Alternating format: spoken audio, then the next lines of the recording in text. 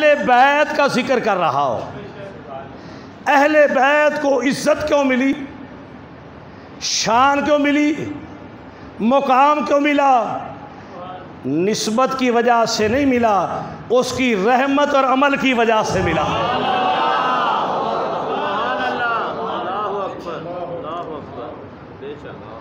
ये जो शान प्यारे पैगंबर ने पहले बयान फरमा दी, उसका मकसद ये था ताकि लोगों को इल्म हो जाए कि ये कौन है, ये कौन है, इल्म हो जाए।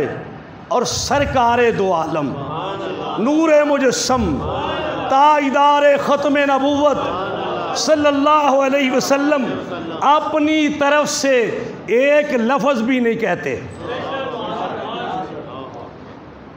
कुरान कहता है वमा यंतिकु अनिल हवा इन हुवा इल्ला वह्यु यूहा। कहा लब मुस्तफ़ा के होते हैं और कलाम मेरा होता है। अल्लाह हू अकबर।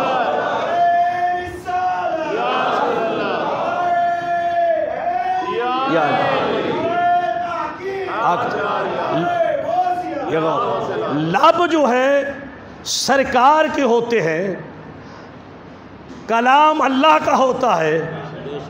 तो फिर मेरा आज का नौजवान जो है, जो फ़िरके की बातें सुनने वाला है, उसको कुरान और हदीस का फ़र्क का पता नहीं है।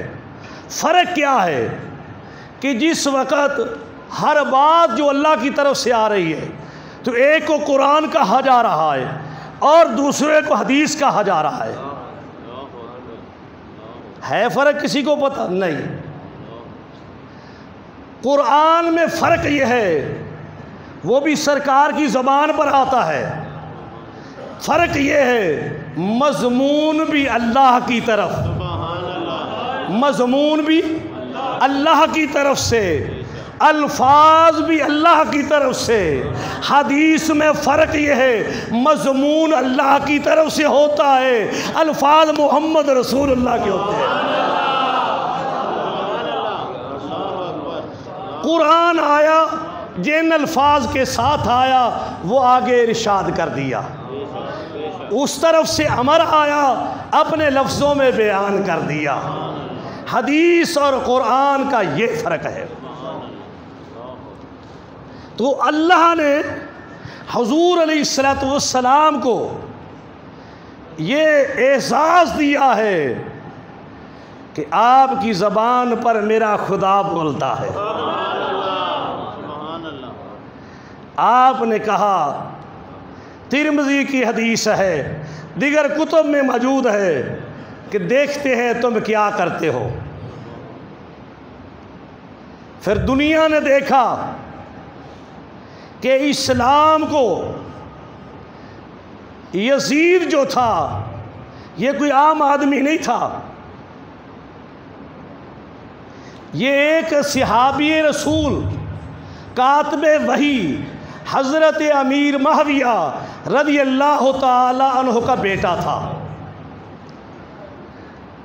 अल्लाह हदायत ना दे तो नबियों के बेटों को नहीं देता।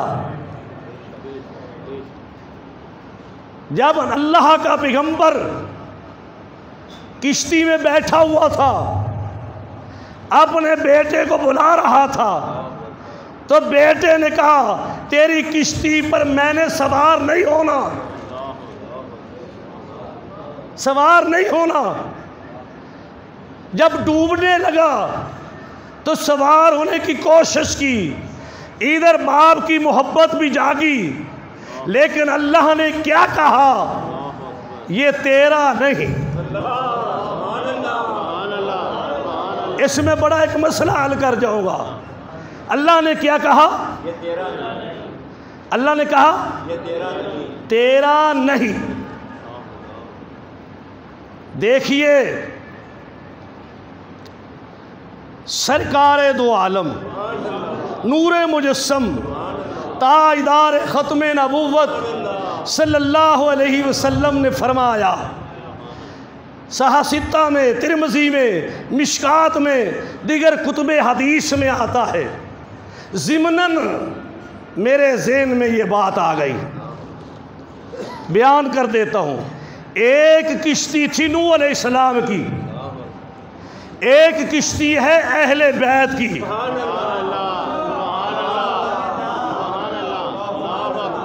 एक नूह अलैहिस्सलाम की किश्ती, सरकार फरमाते हैं मेरी अहले बैत नूह अलैहिस्सलाम की किश्ती की तरह है, जो उन पर सवार हो गया तो नूह की किश्ती पर सवार हुआ, वो बच गया, चाहे वो खंजीर क्यों नहीं था, वो जोड़ा बच गया खंजीरों का।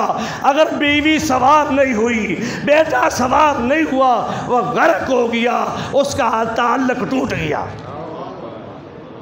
फरमाया ये मेरी अहले बैत किश्ती की मानद है, नूह की किश्ती जो इस पर सवार हो जाएगा। अब देखना ये है आखिरी अल्फाज वक़्त के पेश नज़र, ये किश्ती है अहले बैत पर जो भी सवार हो जाए, इस पर सवार होने के लिए क्या शर्तें हैं? अल्लाह के महबूब के रंग में रंगीन होना पड़ेगा, उनकी सुन्नतों को अपनाना पड़ेगा। कहता मैं अहले बैत हूँ, झूठ बोले, अहले बैत की औलाद हूँ, झूठ बोले। कह मैं मुस्लिम हूँ, झूठ बोले, शराब पिए, दिगर बुरे अमाल करे, तो फिर कहे कि मैं मुसलमान हूँ। नहीं भाई, इस किश्ती पर सवार होएगा, पता चल जाएगा मुसलमान कौन है। तो यजीद जो था ये सहाबी रसूल का बेटा था। तमाम मकातबे फ़िक्र के अहले हक जो है उनने ये सनद जारी की है, ये फासिक था, ये फाजर था।